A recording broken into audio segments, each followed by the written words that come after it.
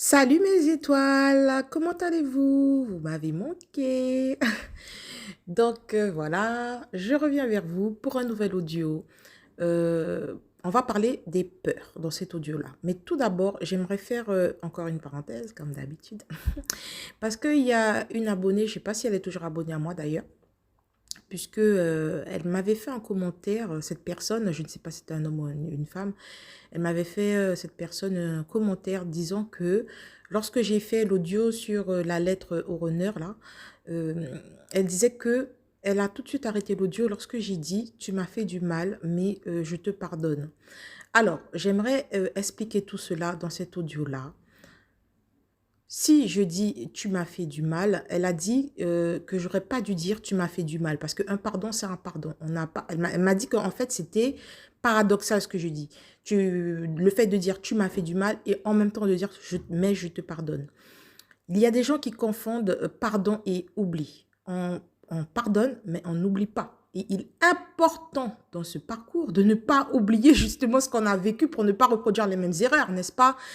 Donc, certes, on pardonne, mais on n'oublie pas. Et il est important de ne pas oublier pour pouvoir avancer.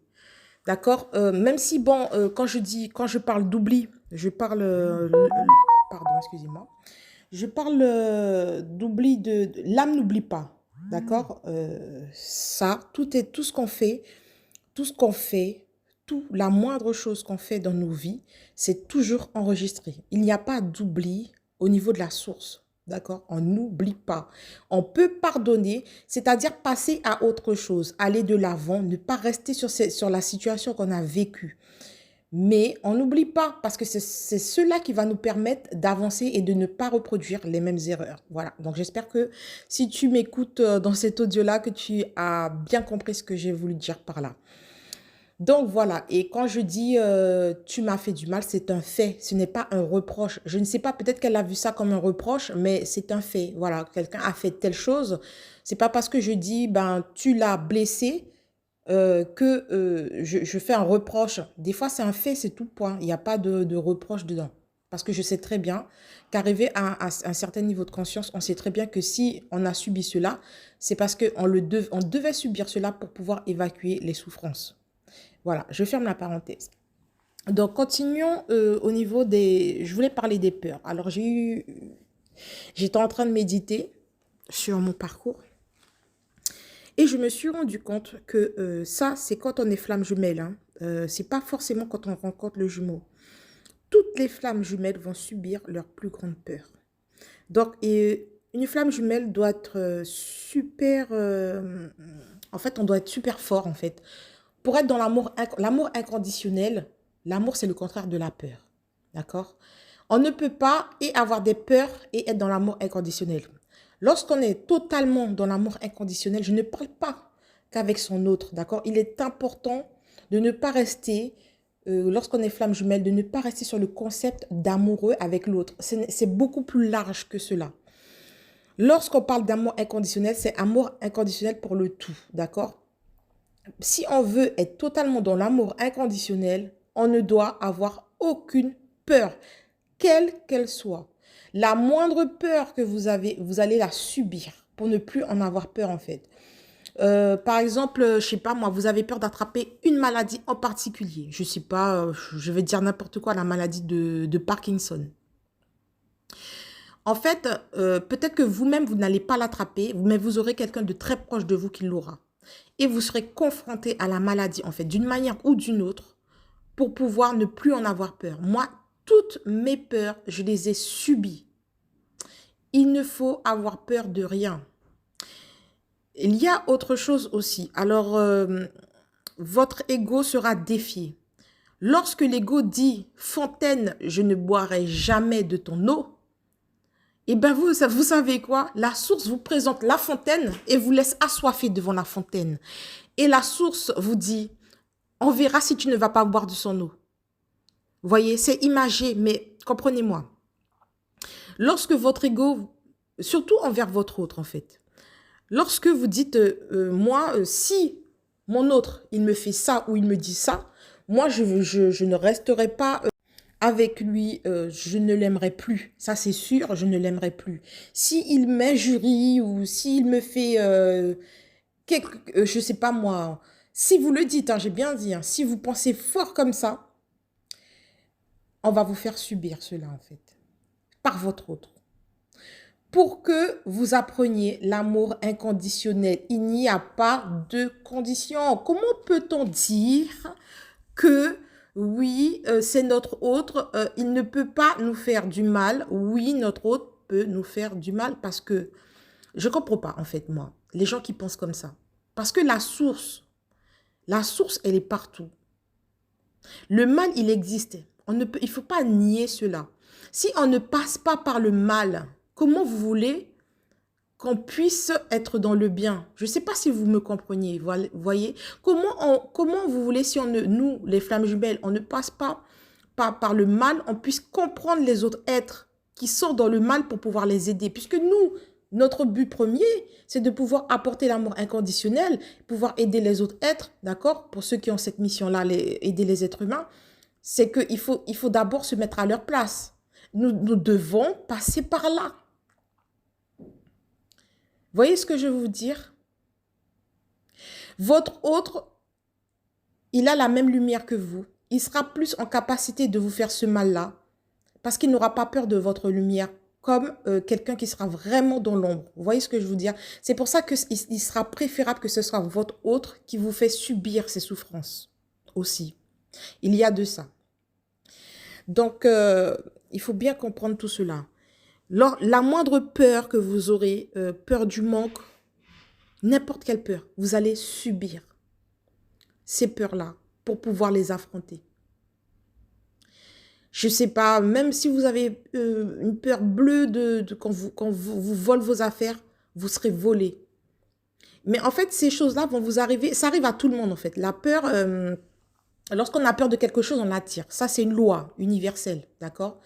Mais sauf qu'avec les flammes jumelles, ça va s'avérer être plus rapide en fait.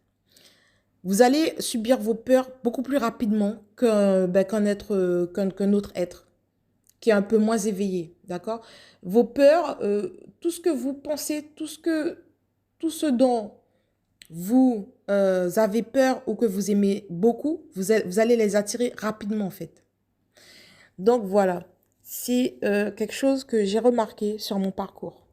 La moindre peur qui va surgir en moi, je sais qu'il faudra que je l'affronte pour être fort, pour être vraiment dans l'amour inconditionnel. On ne peut pas avoir de peur. Vous ne pouvez pas dire que vous êtes flamme jumelle et avoir peur de ceci, avoir peur de cela. Non. On doit travailler cela, quelle qu'elle soit. Je vais vous donner un exemple. Moi, j'avais une peur bleue. J'avais déjà vu une copine à moi quand j'étais en école primaire. Elle était épileptique. Je l'ai vue faire des crises. Et moi, ça, c'est... Je sais pas, j'en ai vraiment eu peur. Ça m'avait vraiment traumatisée. Et j'y ai repensé plusieurs fois, pendant plusieurs années à ça. Et qu'est-ce qui s'est passé? Ma mère est devenue épileptique quelques années après. Je devais être confrontée à cette maladie jusqu'à ce que j'en ai plus peur, d'accord? Donc, dites-vous bien que une fois, elle avait même fait une crise en voiture. J'étais à ses côtés alors que je ne savais pas conduire. C'était vraiment, il fallait que j'y fasse face, en fait. C'est impressionnant. Les flammes jumelles, on vit des choses. C'est vraiment quelque chose. Hein. C'est vraiment là qu'on sait qu'on est flamme jumelle en vrai, plus que le fait que on soit, qu'on rencontre notre jumeau en fait. Hein. C'est vrai, c'est des épreuves, mais on vit tout. On vit tout. Tout ce dont tu as peur, tu vas le vivre. Tu vas y faire face. C'est une réalité et rapidement. Alors, je sais qu'il y en a beaucoup qui croient que l'autre ne peut pas être violent avec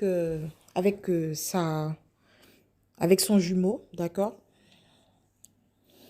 Moi, je crois que oui, que le jumeau peut être violent.